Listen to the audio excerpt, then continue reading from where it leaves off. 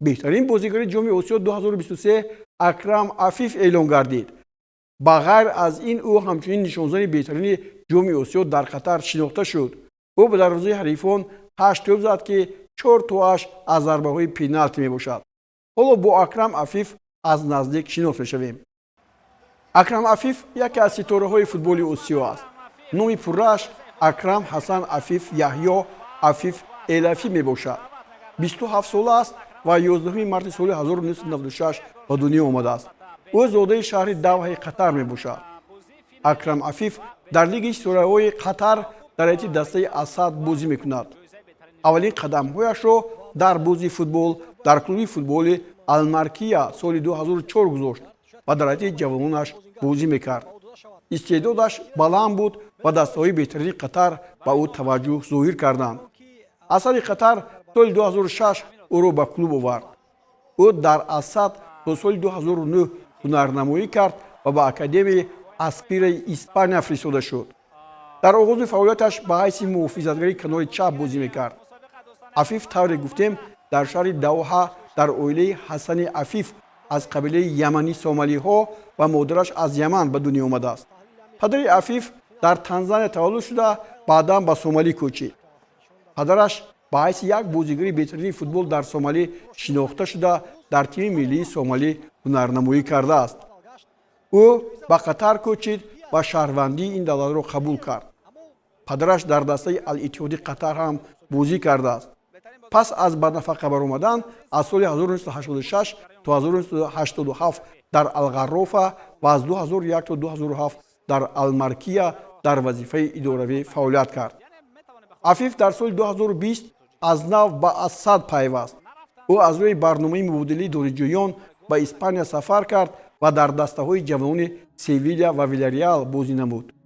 عفیف در جام بین‌المللی الکاس در سال 2013 در هیئت سیویلیا بازی کرده در بازی اولی دسته در مقابل تیم اسپیر اکادمیا دوبل انجام داد.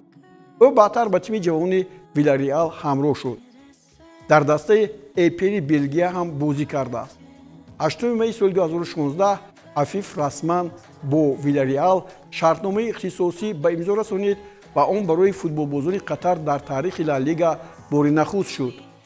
اما بعدا به اجاره به کلوب اسپورتینگ خیخون برای یک موسم گذشت.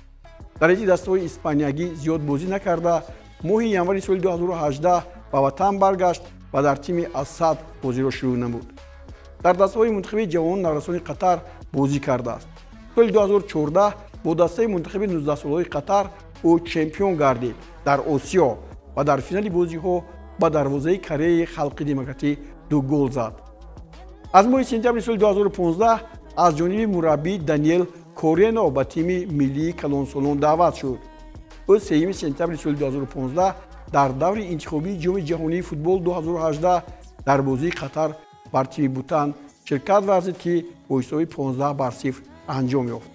در بازی‌های جام آسیا در امارات متحده عرب او به زدن 10 گل کمک کرده قطر را به گرفتن جام آسیا در سال 2019 رسانید. 10 اسیست این رکورد جام آسیا می باشد.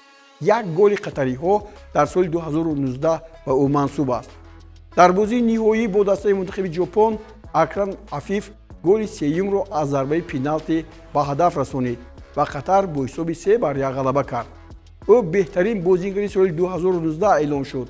امسال او به دروازه دسته منتخب لبنان 2 گل، تاجیکستان 1، فلسطین 1، ایران 1 و اردن 3 گل زد و در مجموع 8 توپ را به ثمر رسانید.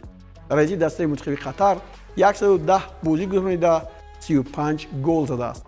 برادرش علی عفیف هم فوتبال باز است و در دسته سلال بازی میکند. زبان اسپانیایی را خوب میداند. انا همین بود درباره ستاره فوتبال قطر و آسیا اکرم عفیف که نشانزن بهترین و بازیگر بهترین جام آسیا 2023 اعلام شد.